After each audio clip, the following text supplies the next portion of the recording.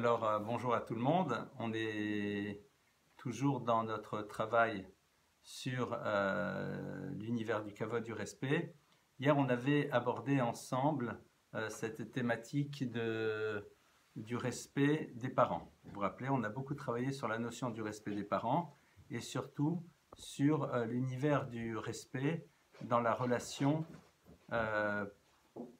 enfant-parent, c'est-à-dire comment nous, en tant qu'enfants, nous devons fonctionner par rapport à nos propres parents. On a longuement développé cette notion et je m'étais engagé hier à aborder quand même la notion de comment nous amenons nos propres enfants à rentrer dans cet univers du respect. Parce que c'est vrai que quand on fait ce travail sur soi, évidemment, il nous concerne en premier lieu à nous, mais qu'on le veuille ou pas, on ne peut pas à un moment mettre de côté cette idée que ces concepts, nous voudrions quand même les transmettre et les faire exister. Alors, le point de départ, évidemment, c'était quoi? C'était avant tout se rappeler du phénomène de l'exemplarité.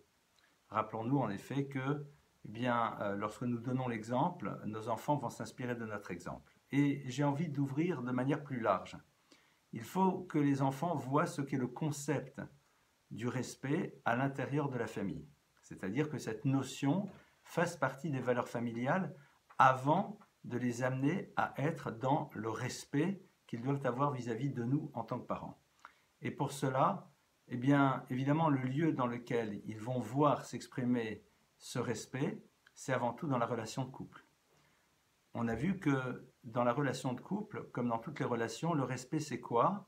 C'est donner du poids à la parole de l'autre, c'est-à-dire être à l'écoute de ce qu'il dit et lui donner de la valeur, lui donner de l'importance. Et nos enfants, évidemment, très très tôt, ont pu voir si oui ou non nous avions du respect pour notre conjoint. Comme je l'ai dit hier, le respect à l'intérieur du couple, l'amour dans le couple ne veut pas dire qu'il n'y aura pas de tensions et de disputes qui sont inhérentes, j'ai l'impression, plus ou moins à chaque couple, mais l'enfant percevra quand même comment on fonctionne l'un par rapport à l'autre. Et je vais vous donner des exemples très simples. Un enfant ne peut d'aucune manière entendre son parent dénigrer son conjoint devant eux. Alors, bien sûr, on se lance toutes et tous de temps en temps des petites piques, mais tout dépend. Est-ce qu'on est dans l'univers de l'humour? Est-ce qu'on est dans l'univers d'une certaine forme de légèreté? Ou alors, comme on peut l'entendre, ta mère, elle est vraiment nulle, ton père, vraiment, c'est une catastrophe, etc., etc. Ce genre de mots, évidemment, sont à l'opposé du concept du respect. Et si l'enfant a grandi dans une atmosphère de ce type, évidemment, pour lui, lorsqu'on lui demandera de nous respecter, ça serait une forme d'incongruité, il ne comprendra même pas de quoi il s'agit, vu qu'il n'en a jamais vu, oui, en effet, l'exemple à l'intérieur de l'univers familial. Et donc, cette notion de modèle est extrêmement importante. Évidemment, si nous avons aussi le bonheur d'avoir nos parents, c'est-à-dire que l'enfant sait qu'il y a des grands-parents et qu'il nous voit nous faire preuve de manque de respect vis-à-vis de nos propres parents, évidemment qu'on ne pourra pas facilement lui demander de faire cela à l'intérieur de notre relation, de la relation qu'il a avec nous. Comment est-ce qu'on amène un enfant à découvrir cette notion du respect des parents?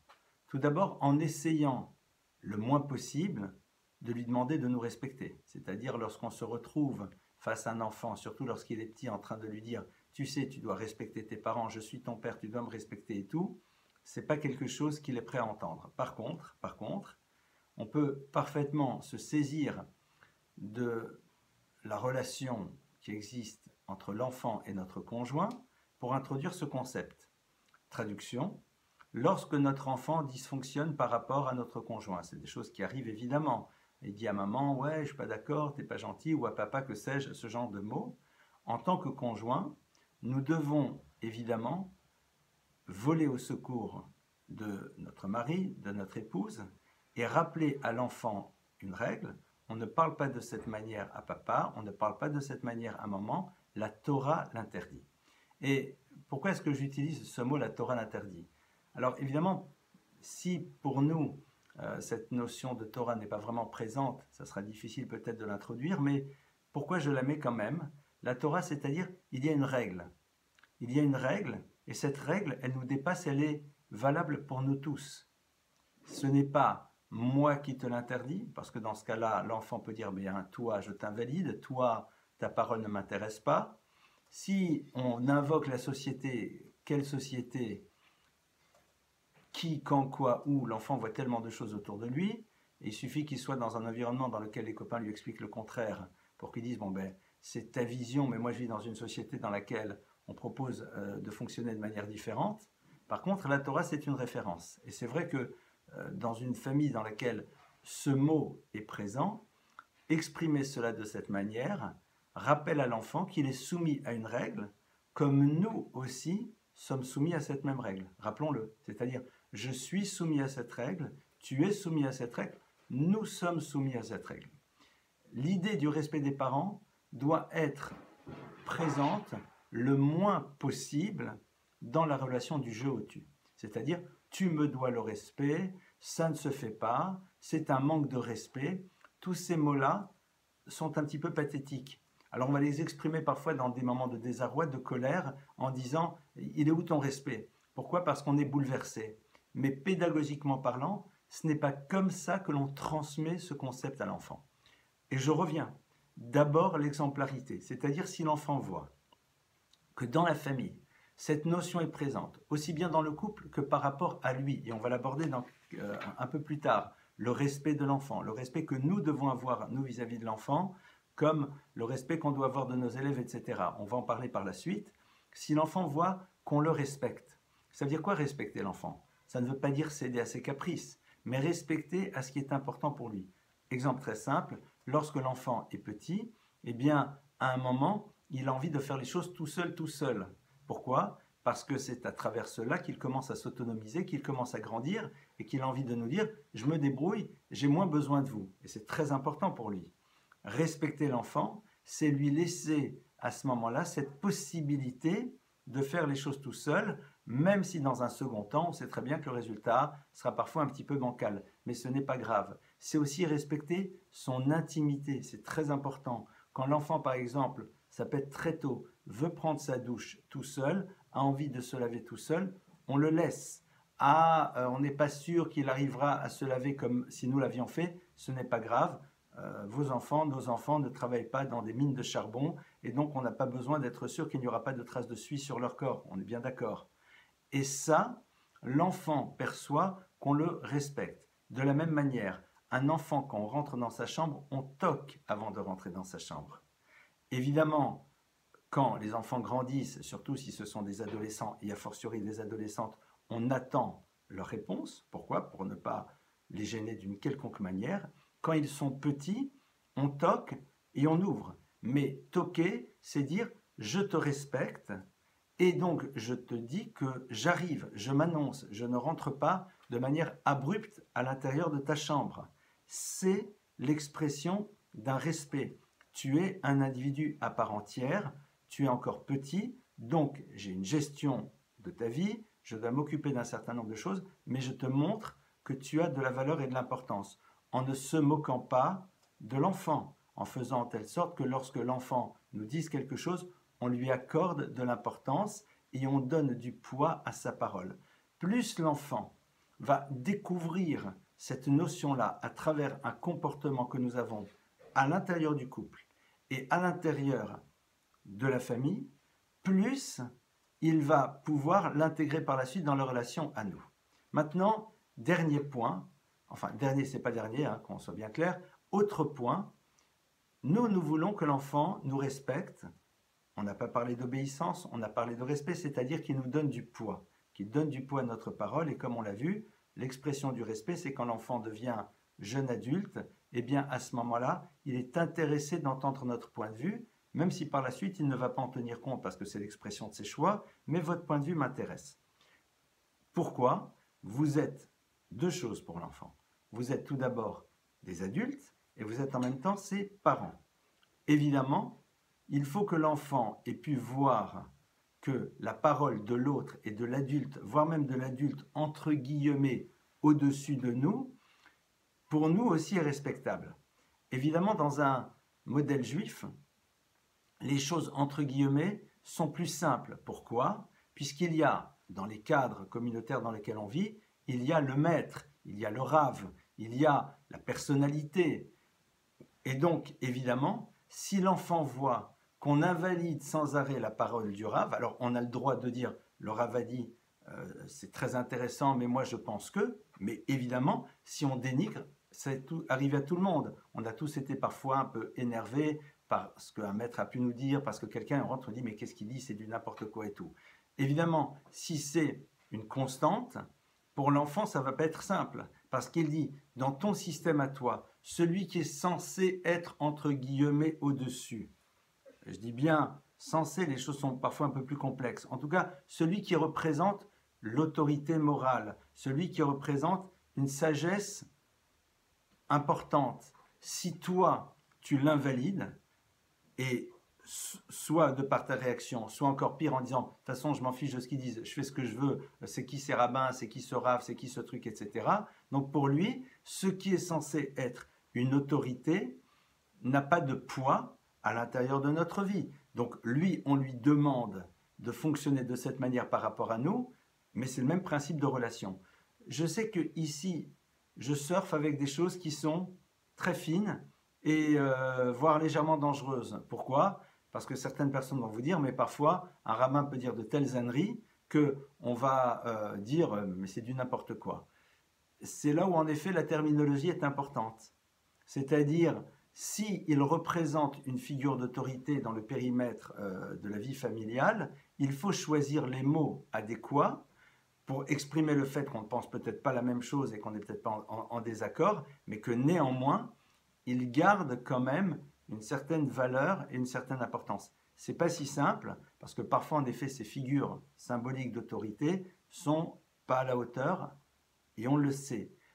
Évidemment, il est important alors peut-être que l'enfant découvre que pour nous, en tout cas, une figure symbolique d'autorité représente quelque chose, et nous sommes à son écoute, et nous lui donnons du poids. Et au passage, à travers l'étude de la Torah, dans le respect de la halakha, de la loi, cette notion existe. Donc on est ici sur des domaines un peu, j'ai pas envie de dire limite, parce qu'il y a énormément de paramètres.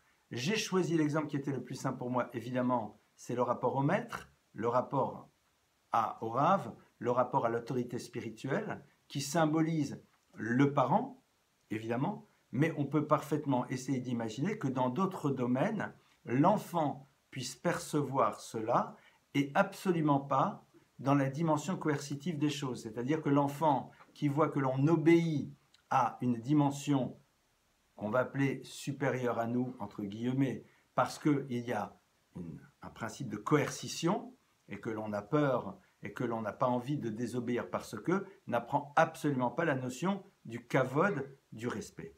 Au passage, lorsque nous avons l'habitude de verbaliser, d'exprimer, le fait que l'on a de l'admiration pour telle et telle personne, qu'elle est profondément respectable, combien ses paroles peuvent être intéressantes pour nous, l'enfant va découvrir ces notions et elles vont s'agréger à l'intérieur de son existence.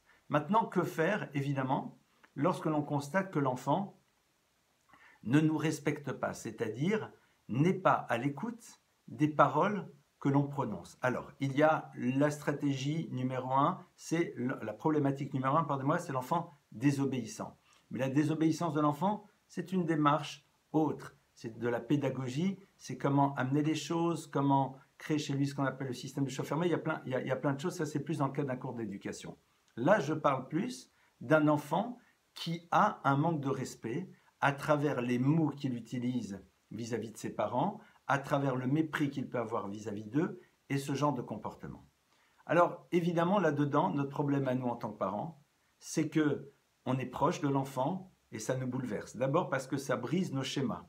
Nous avions dans notre tête la vision de l'enfant à l'écoute, obéissant et respectueux. Et évidemment que c'est très très bouleversant. Donc, l'enfant crée chez nous une souffrance, il y a ici aussi une blessure narcissique, et notre première réaction, super intelligente, mais méga intelligente, vous avez 150 de QI, et on tombe dedans, on réagit en se vengeant. C'est-à-dire, on lui rentre dedans, pardonnez-moi l'expression, pourquoi ? Parce qu'on lui en veut de par la blessure qu'il a créée. Et évidemment que c'est notre problème numéro 1, parce que la relation de proximité est telle que le bouleversement est à l'image de cela. Un enfant d'un tiers qui nous parlerait de cette manière, on le gérerait facilement. Je me rappelle des remarques qu'a pu me faire mon épouse de manière très, très intelligente en me disant « Mais regarde, si c'était pas ton enfant, comment tu aurais réagi ?» Et elle a totalement raison. Mais le problème, c'est que c'est mon enfant. Ici, en l'occurrence, dans le couple, c'est notre enfant. Et ça bouleverse, et c'est là où on réagit souvent de manière bête. C'est pour ça que ça vaut la peine d'être en couple, parce que justement, dans un couple, on peut s'aider mutuellement à savoir accepter en premier lieu la difficulté de l'autre pour l'aider à prendre de la distance et après à savoir mieux gérer. C'est-à-dire, si à un moment on se rend compte que le manque de respect qu'un enfant vis-à-vis d'un parent bouleverse ce parent, l'autre conjoint a comme responsabilité de dire « je comprends que ça te touche, c'est vrai que c'est très bouleversant, ça doit être très difficile à vivre pour toi, mais peut-être qu'il faudrait qu'on réagisse de telle et telle manière. » C'est-à-dire, au moins accepter que l'autre est touché, que l'autre est bouleversé. Même si au fond, ce parent se doit de faire un travail de distance au niveau émotionnel, de ramener les choses à leur juste proportion et de réagir avec intelligence, c'est vrai, mais pour l'instant, il n'y arrive pas. Pourquoi? C'est trop difficile. Alors au lieu de lui tirer dessus et de lui dire « mais c'est nul, mais c'est ridicule, mais pourquoi tu agis comme ça, mais c'est bête, regarde, c'est encore pire ce que tu es en train de faire », d'accord? Ce qui est vrai dans l'absolu, il faut l'aider à prendre de la distance en acceptant que pour lui les choses sont difficiles. Ça, c'est déjà un point qui est extrêmement important. Maintenant, évidemment, qu'est-ce qu'on fait face à une situation pareille? Première chose, c'est de se rappeler du 11e des 10 commandements. Vous vous rappelez sûrement du 11e des 10 commandements, c'est le plus connu de tous, il est tellement évident qu'on ne l'a même pas mis dans le texte, parce que Dieu n'a pas besoin de dire une chose pareille, c'est d'une telle évidence, même si c'était le 11e des 10, mais il ne l'a pas mis. Et c'est quoi le 11e des 10 commandements? C'est « Al tehexi, ne sois pas un imbécile ». C'est-à-dire, rappelle-toi que tu as un cerveau et que tu as le droit de réfléchir. Et donc, à ce moment-là, se dire, mais qu'est-ce que cet enfant attend de moi? C'est-à-dire, qu'est-ce qu'il attend? Je pense en premier lieu que j'ai une réaction adulte. C'est-à-dire que je lui montre l'adulte que je suis à travers la manière dont je vais gérer cette situation. Et donc, évidemment, un adulte digne de ce nom ne perd pas, ne perd pas les pédales dans une situation pareille, gère ses émotions et par la suite se dit, montrons-lui que je ne tombe pas à l'intérieur d'une réaction totalement enfantine. Tu m'embêtes, tu me causes un problème, je craque, je m'énerve. Ça, c'est la réaction de l'enfant. Donc déjà, rassurons notre enfant en lui montrant qu'il a des parents qui sont adultes. Et c'est quand même rassurant, parce que sinon, l'enfant, il est là, et c'est très bouleversant. C'est-à-dire, c'est qui ça? C'est vrai qu'il est bien conscient qu'il est là en train de... Ouais, c'est nul ce que tu dis, laisse tomber, ça ne m'intéresse pas, je ne veux pas t'écouter, etc. Il est bien conscient, il n'est pas fou. Mais si en face, il voit comme ça, il dit waouh, j'ai quoi en face de moi? C'est légèrement insécurisant. Alors, évidemment, si c'est constant comme réaction, il faut se poser des questions. De temps à autre, malheureusement, nous ne sommes pas des anges, en tout cas pas pour l'instant. Évidemment, ça prend du temps et de devenir un ange, ce n'est pas le but de la vie. Et ce qu'il faut, c'est rester un être humain de chair et de sang, mais s'élever au maximum. Donc, c'est la première chose. Donc déjà, ne pas être dans l'hyper-réaction va être un élément qui va aider l'enfant par rapport au regard qu'il a vis-à-vis de nous. C'est-à-dire qu'au plus profond de lui-même, il dit « Tiens, je l'ai bien, comme on dit un peu vulgairement, je l'ai bien chauffé, je l'ai bien tac, tac, tac, tac, et pourtant, il n'est pas tombé dans le piège. Pas mal, pas mal. » Ça, c'est déjà un premier point. Maintenant, évidemment, la problématique, c'est comment on fait passer le message et surtout, pourquoi je fais passer le message. Alors, si je veux lui rappeler que c'est pas comme ça qu'il faut faire, entre vous et moi. Moi, vous savez, je suis en train de m'écouter parler, intérieurement, je suis mort de rire. Parce que je me dis, mais qu'est-ce que j'aimerais systématiquement pouvoir appliquer cette règle dans ma propre vie, ça serait génial. D'accord? Mais bon, c'est ça un petit peu notre difficulté à toutes et à tous. Se dire, attends, réfléchissons 2 minutes. Est-ce que tu crois vraiment qu'il n'est pas au courant que c'est pas comme ça qu'il faut agir? Il n'est pas bête, ton gosse. Il n'est pas bête, ton enfant. Il sait pertinemment, il le sait, La preuve, c'est qu'il joue avec. Il sait très bien que c'est quelque chose qui peut faire mal. Son but, c'est pas de te faire mal. Mais lui dire, c'est honteux, on ne doit pas parler comme ça. Salut, je suis au courant. T'as pas besoin de me le dire. C'est quelque chose qu'on m'a appris. Évidemment, quand on leur apprend tout petit qu'il ne faut pas manger trop de bonbons, c'est ils sont pas au courant. Et il y a des choses, l'enfant il n'est pas au courant, on va le mettre au courant. Mais tu sais, c'est pas comme ça qu'il faut faire. Et même plus tard, on va le dire, c'est super ce que tu as fait, ou alors c'est complètement nul, mais je t'apprends que c'est pas comme ça qu'il faut faire. Ça, à la limite, il y a des informations, il ne sait pas. Mais ce qui est sûr, c'est que ça, il le sait. Sauf bien sûr. Sauf bien sûr, si quoi? Ben s'il voit qu'on fonctionne comme ça. Alors moi, je suis en train de lui dire, c'est honteux, on parle pas comme ça. Je lui dis, et toi, tu t'es vu? Moi, j'attends l'enfant qui arrive et qui dit, tiens, je te donne l'enregistrement, papa. Ou maman, hein, c'est la même chose. Ben, tu es en train de me dire que c'est pas comme ça, mais c'est comme ça que je vois la maison.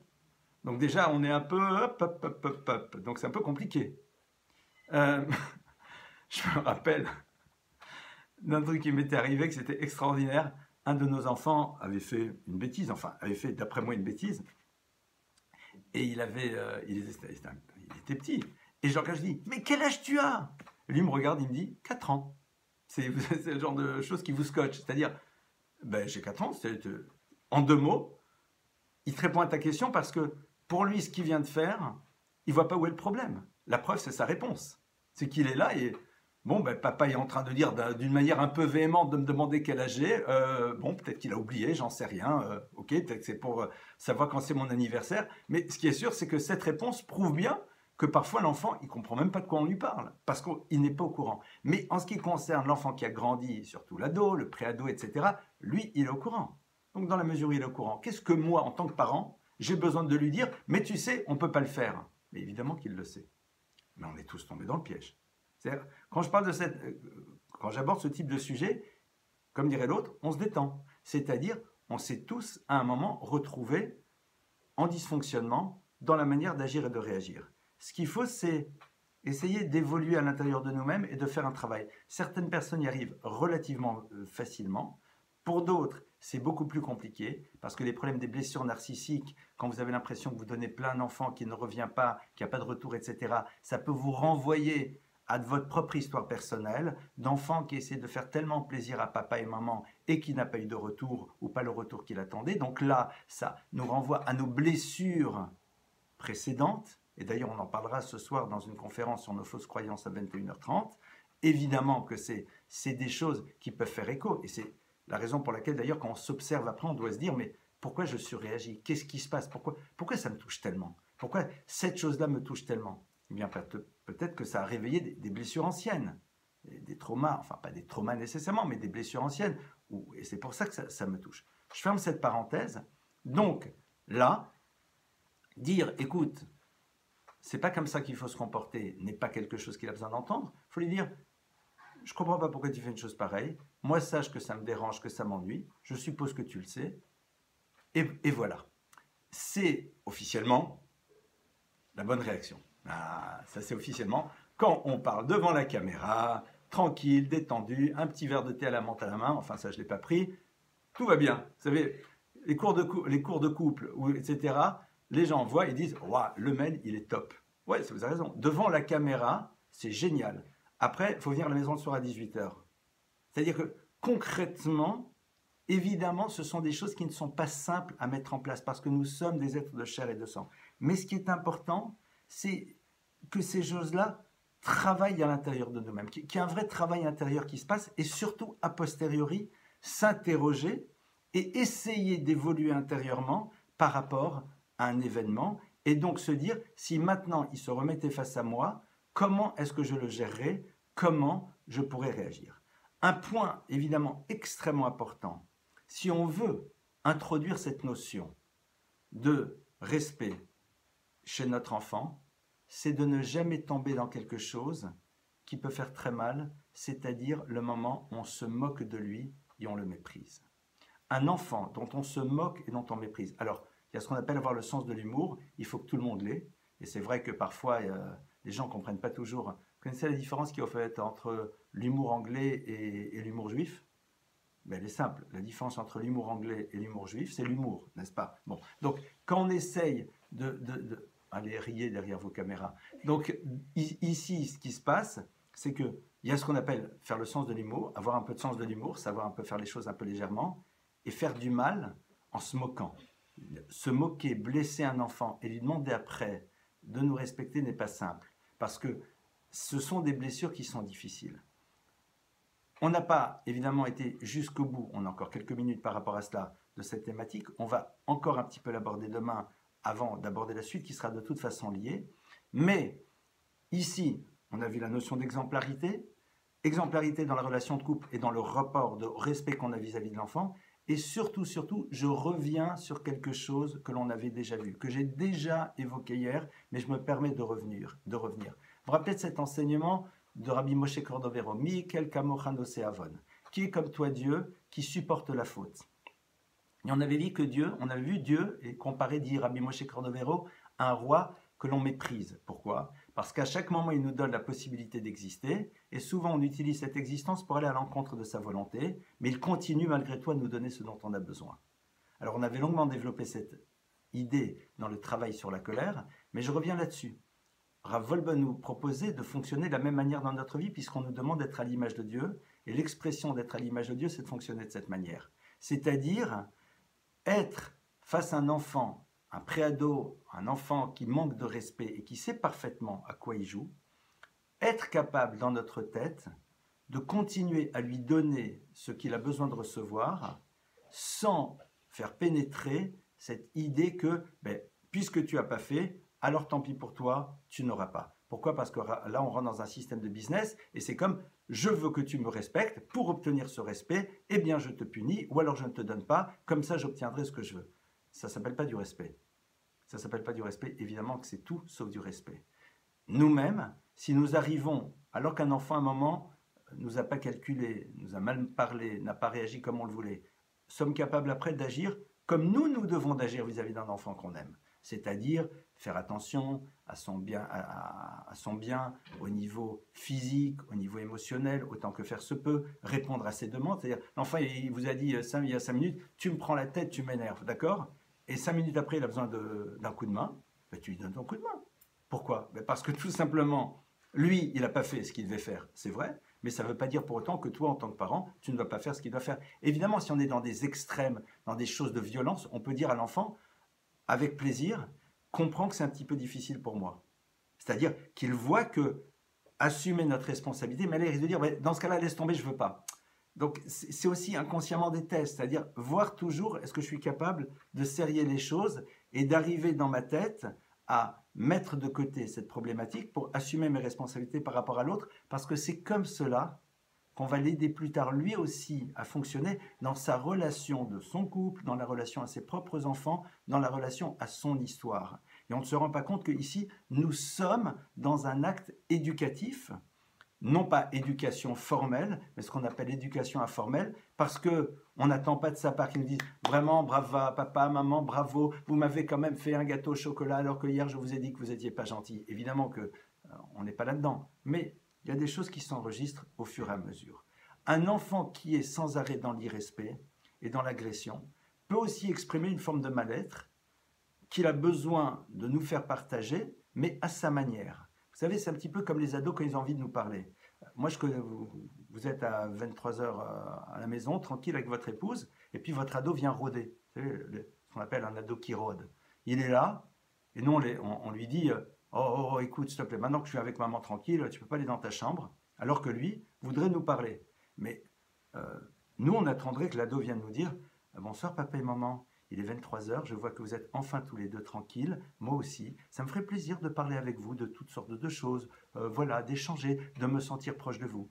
Si il vous dit ça, ne lui demandez pas ce qu'il a fumé, mais c'est un peu surprenant. Ce cas-là n'existe pas.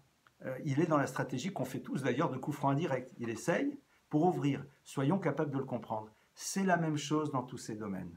Comme je vous l'ai dit déjà plusieurs fois, nous sommes dans le monde de la théorie, mais aussi évidemment de la pratique, parce qu'il y a ici des éléments extrêmement concrets sur lesquels on peut réellement avancer. Ne nous sentons pas coupables de ne pas être des anges.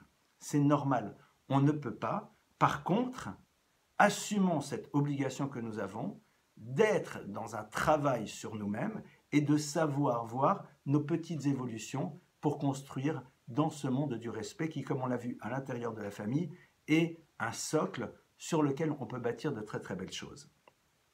Je vous remercie pour votre écoute.